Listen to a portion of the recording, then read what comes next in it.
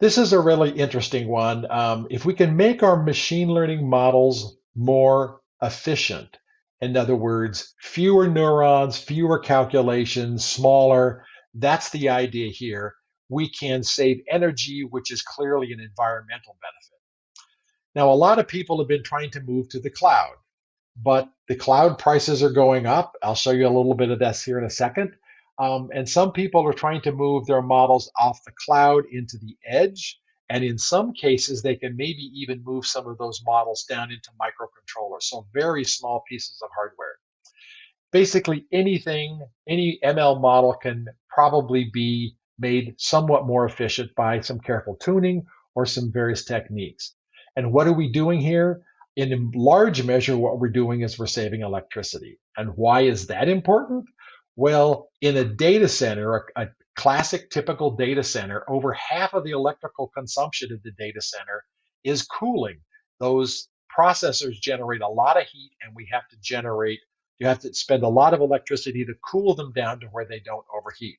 So if we can get rid of the cooling, we're basically halfway there anyway.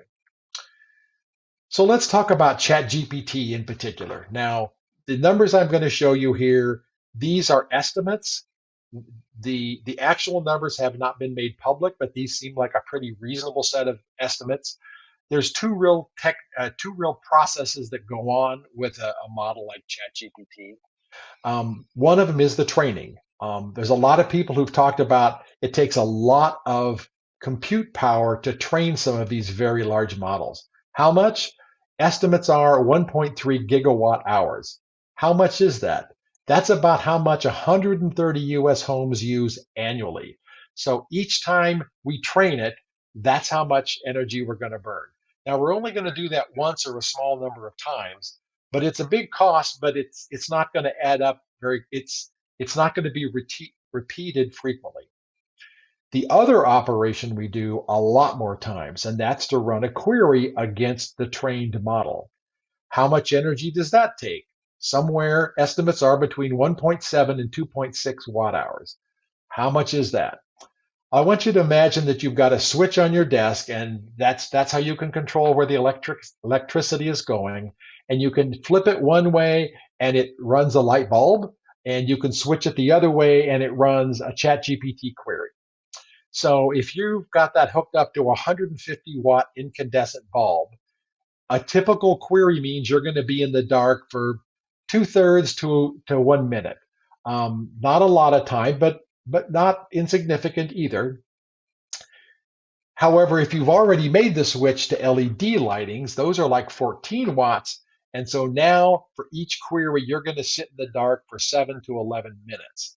That's kind of an idea for how much electricity these various large models are taking. Now, of course, the traditional models aren't going to spend near that kind of time, but this is the upper end as it is right now. And people are going crazy on generative AI. It's a cool technology.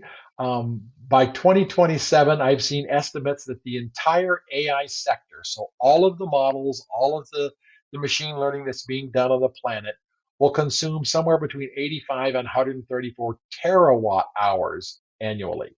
So this is an ongoing budget where we're burning a lot of electricity. How much is that? It's about half of the global electrical consumption, one half of 1%. Um, that's a lot of electricity. So maybe we really do need to focus on some more efficient models here. How can we make the models more efficient?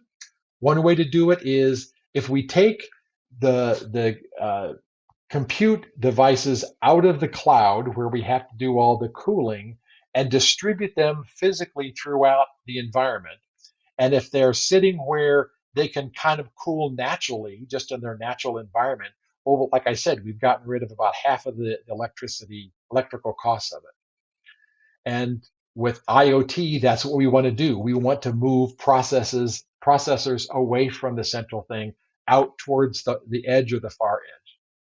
There's also some really cool techniques where we can build smaller ML models. We take one model that we have, and there are some techniques where they can reduce the size of that model, compress it down a little bit, and keep either the same accuracy or maybe a little less accuracy, but much more reduced.